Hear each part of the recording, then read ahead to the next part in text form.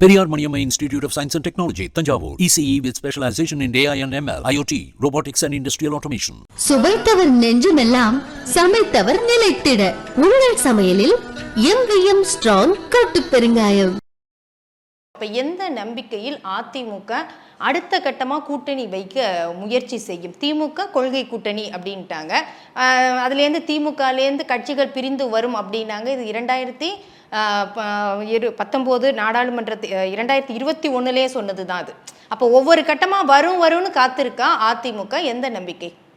இல்லை, கூட்டணிகளில் மாற்றம் எப்பயுமே வர்றது சாதாரண நிகழ்வு. அது அப்படியே என்றைக்குமே எந்த கூட்டணியும் ரொம்ப காலம் ஒன்றா பயணித்தது இல்லை. அதுதான் வரலாறு, தமிழக வரலாறு. அவங்க கூட்டணியிலேருந்து எதிர்பார்க்கலாம், இந்த கூட்டணி உடைஞ்சால் கொஞ்சம் பேர் நம்ம பக்கம் வருவாங்கன்னு எதிர்பார்க்குறது ஒன்றும் தவறு கிடையாது. அதே மாதிரி பாஜகலேருந்து சில பேர் வரலாம், அந்த கூட்டணியிலேருந்து கூட எதிர்பார்ப்பாங்க. நீங்கள் எப்படி வருவாங்க?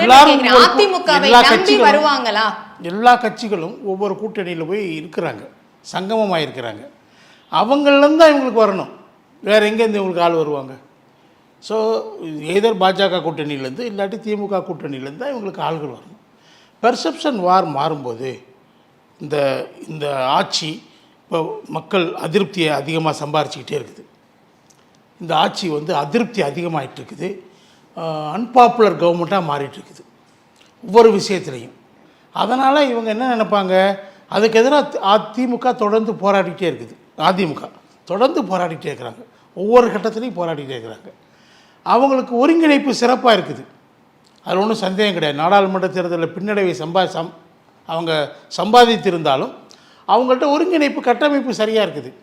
அது யாராவது ஒருத்தர் கூட அந்த கட்சியிலேருந்து போகலையே நாடாளுமன்ற சார். ஆனால் திமுக இவங்க சரியான முறையில் கையாளுறாங்க. அந்த ஆன்டி இன்கம்பன்சி இருக்கும் இல்லையா, மக்களுடைய இவங்க தாங்க கையாளுறாங்க, வேற யாராலும் கையாள முடியாதுங்க. எந்த விதத்தில் இவங்க எல்லாத்திலையும் இவங்க நடத்துகிற போராட்டங்கள் இந்த ஆட்சியை நடுங்க வைக்குது.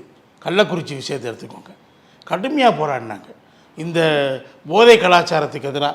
அவங்க தான் பரவலாக தமிழகம் முழுவதும் போராடக்கூடிய கட்சி. அதுதான் அதுக்கு வாய்ப்பு இருக்கிற கட்சி ஒன்று திமுக இல்லாட்டி அதிமுக தான். தமிழகம் முழுவதும் அந்த பிரச்சாரத்தை எடுத்துகிட்டு போக முடியும், போராட்டத்தை எடுத்துகிட்டு போக முடியும். அதை அவங்க செய்கிறாங்க. எப்படி செய்யலைன்னு சொல்கிறீங்க? மத்திய அரசாங்கத்தோட கூட்டணியில் இருந்தப்போ சில விஷயங்களில் பாரதூரமாக இருந்திருப்பாங்க, அது இயற்கை. யூபியில் இருந்த திமுக பாரதூரமாக தான் இருந்தாங்க. கம்யூனிஸ்டுகள் அப்படி தான் இருந்தாங்க.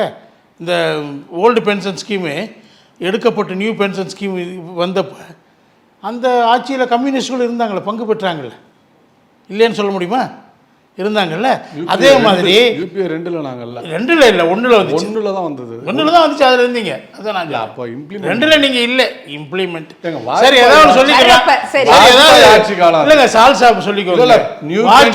வாஜ்பாய் வந்தது சட்டமானது 2005. நீங்கள் 2005 சட்டமாச்சு, அது அக்டோபரில். நான் சொல்கிறேன், டேட் சொல்லட்டுமா? 1ஆம் தேதி. அதனால் நீங்கள் அப்போ நீங்கள் அது வாஜ்பாய் 2005 யாருங்க இருந்தா? யூபி ஆச்சுங்க, வாஜ்பாய் முடிஞ்சு போச்சுங்க. அதே மாதிரி உதய் மின் திட்டத்தின் விளைவாகத்தான் மின் கட்டணம் உயர்த்தப்படுகிறது ஆண்டாண்டுங்கிறாரு. கிடையாது, உதய் மின் திட்டத்தில் அது வரலை. உதய் மின் திட்டத்தை அதிமுக ஆட்சியில் ஏற்றுக்கிட்டாங்க, 2016 ஏற்றுக்கிட்டாங்க கடைசியில் டிசம்பரில். ஆனால் அவங்க அதை ஏற்றலையே, மின் கட்டணத்தை ஏற்றலையே. அது மத்தியில் மின்சார சட்டம் வந்துச்சு, அது வாஜ்பாய் ஆட்சியில் 2003 அறிமுகப்படுத்தப்பட்டது நாடாளுமன்றத்தில்.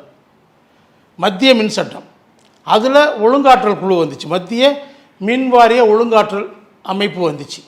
அதன் சார்பாக அது சட்டமானது எப்போ? 2005 யூபி ஆட்சியில் சட்டமாச்சு. 2003 இப்போ வாஜ்பாய் ஆட்சியில் அறிமுகப்படுத்தப்பட்டது. 2005 யூபி ஆட்சியில் அது சட்டமாச்சு. அப்போயும் இவங்கெல்லாம் கூட தான் இருந்தாங்க. அதனுடைய விளைவு தான் இதெல்லாம். இந்த மத்திய மின் கட்டுமான கழகம் இருக்குது பாருங்கள், ஒழுங்காற்றுக்குழு, அதுதான் இதையெல்லாம் ஏற்ற சொல்லுது. அதிமுக ஆட்சியில் இருந்தவருக்கு ஏற்றவே இல்லையே. எடப்பாடி அவர்களுடைய ஆட்சியில் 4.25 வருஷம் ஏற்றலையே. இவங்க வந்த பிறகு தான் ஏற்றுறேங்கிறாங்க. இவங்க ஏதோ எங்களுக்கு ஒரு தடவை கூட ஏற்றலை. எடப்பாடி ஆட்சியில் ஒரு தடவை கூட ஏற்றலை, ஒரு தடவை கூட நடக்கிறாங்க. ஜெயலலிதா வந்த உடனே ஏற்றுறாங்க. அது 2000 எப்போ அவங்க ஆட்சிக்கு வந்தப்போ 11. அதுக்கு பின்னாடி எப்பயுமே ஏற்றலை. இந்த எடப்பாடி ஆட்சியில் 4.25 வருஷம் ஒரு தடவை கூட ஏற்றலை.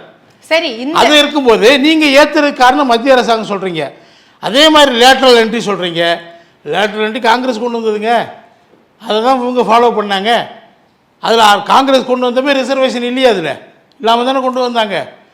அப்போ நீங்கள் என்ன பண்ணீங்க? இந்த மாநில உரிமைகளை பற்றி பேசுகிறீங்க, கல்வி பற்றி பேசுகிறோம். இன்றைக்கி கல்வியில் மாநில அரசுகளை மத்திய அரசு கையை முறுக்குது.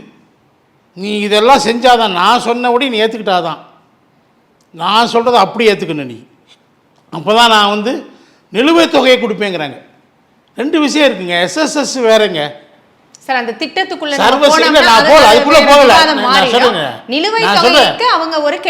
அது வந்து எதுக்கு நிலுவைத் தொகை? எஸ்எஸ்எஸ்க்கு அது ஏற்கனவே போட்ட ஒப்பந்தத்தின்படி தர வேண்டியது.